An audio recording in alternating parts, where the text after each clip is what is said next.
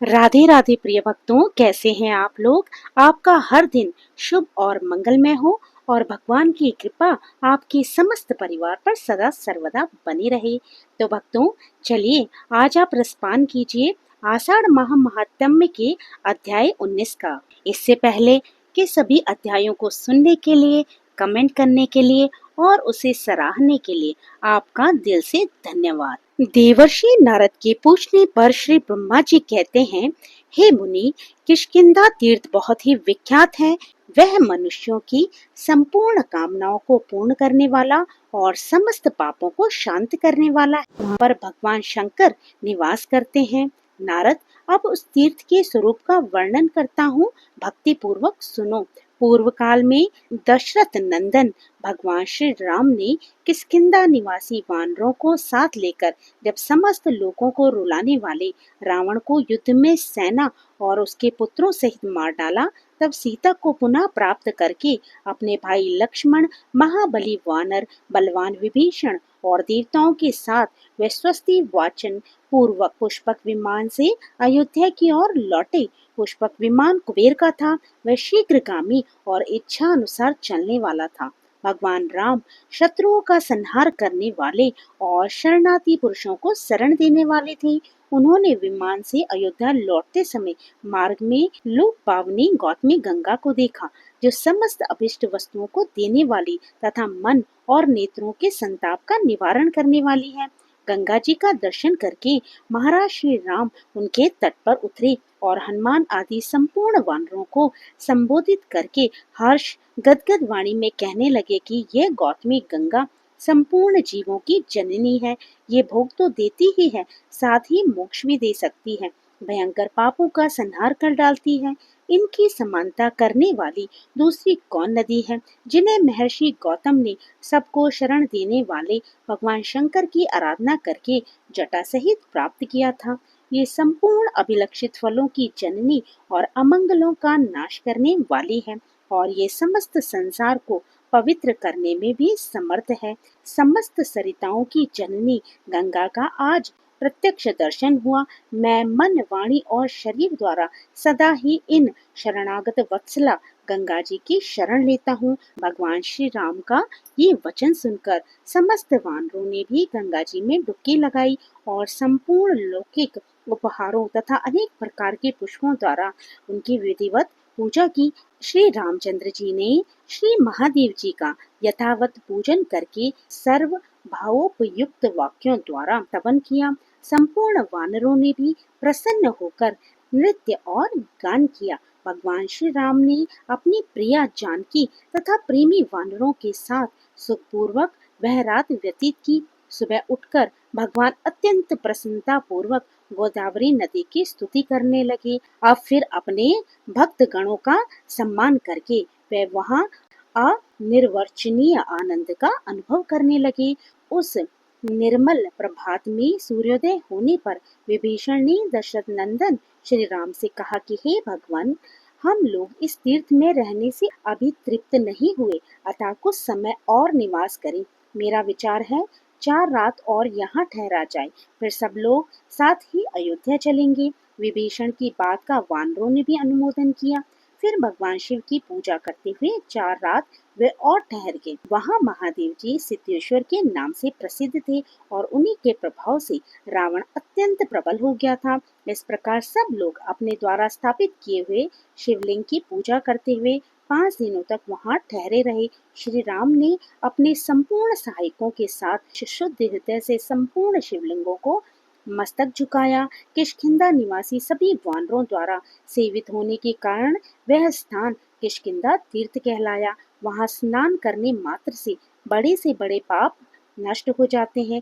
भगवान ने गौतमी गंगा को भक्ति पूर्वक प्रणाम किया और कहा, हे माता गौतमी, मुझ पर प्रसन्न होइए। इस प्रकार बारंबार कहकर वह विस्मित से गोदावरी की ओर देखती और उन्हें प्रणाम किए जाते थे।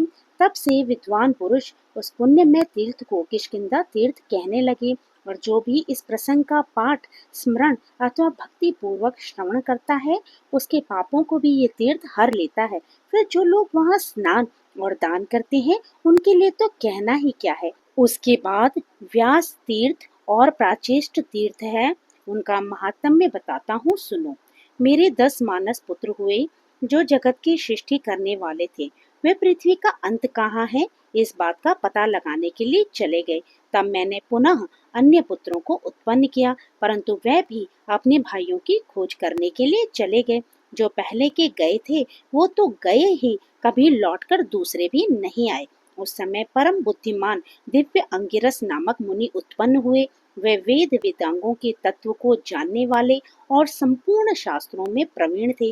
वे अंगिरा की आज्ञा से पिता को नमस्कार करके तपस्या करने के लिए तत्पर हुए। गुरुजनों में गौरव की दृष्टि से माता का स्थान सबसे ऊंचा है, तो भी माता से बिना पूछे ही अंगिरसों ने तपस्या करने का निश्चय कर लिया, जिससे कुपित होकर माता ने अपने ही पुत्रों को श्राप दे डाला कि जो पुत्र मेरी अवहेलना करके तपस्या में प्रवृत्त हुए हैं, उन्हें किसी प्रकार की सिद्धि प्राप्त नहीं होगी। अंगिरसों ने अनेकों देशों में जाकर फिर तपस्या की, किंतु माता के श्राप के कारण उन्हें कहीं भी सिद्धि नहीं मिली। वह सब इधर उधर दौड़ते रहे, परंतु सभी स्थानों में कोई न कोई विघ्न आ ही जाता था।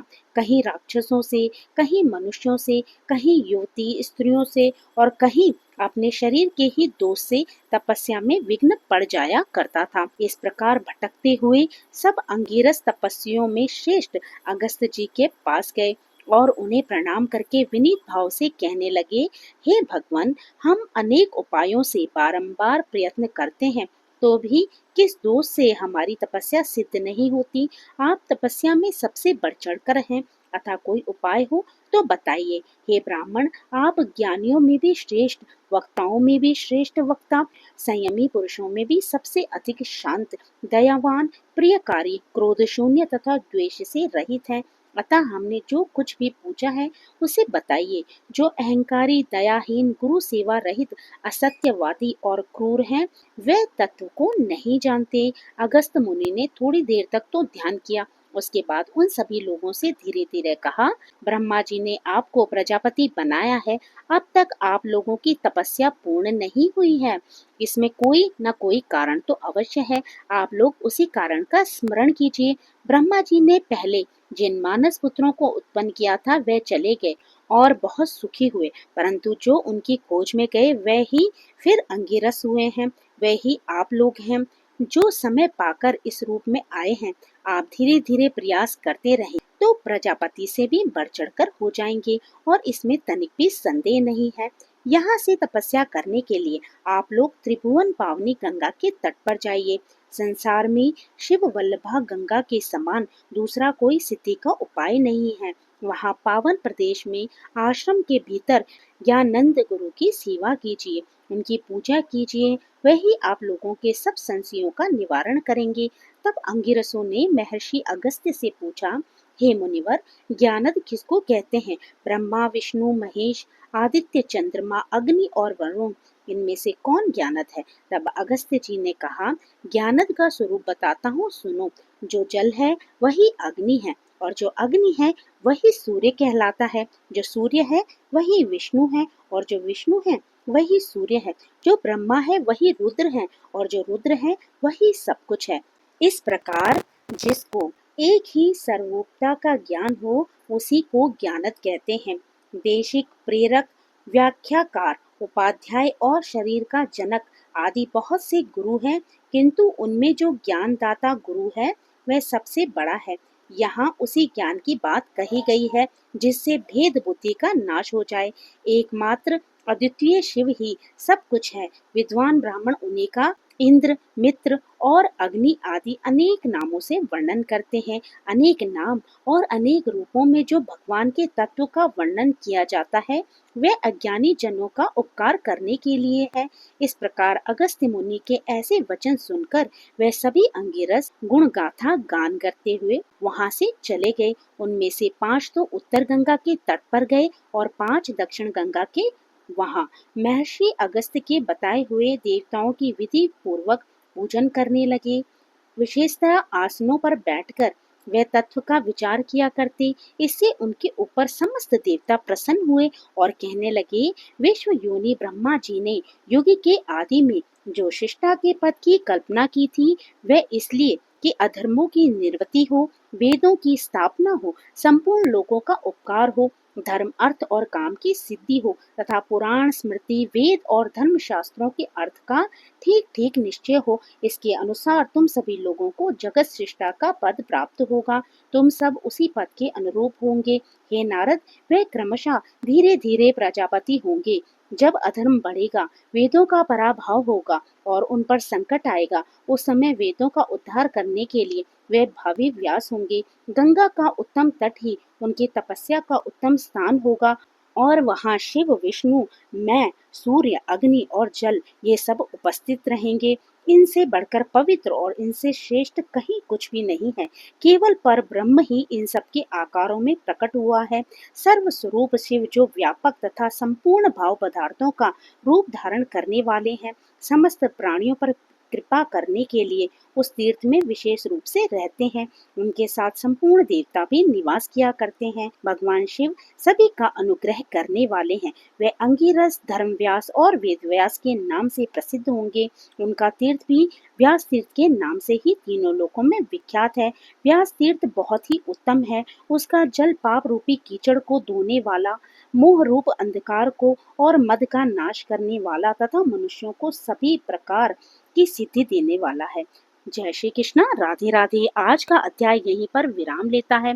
इससे आगे की कथा आप आने वाले अध्याय में सुनेंगे। तो प्रिय भक्तों, फिर प्रभु का नाम लेते रहिए और पुण्य के भागी बनते रहिए। जय श्री कृष्णा। राधे राधे।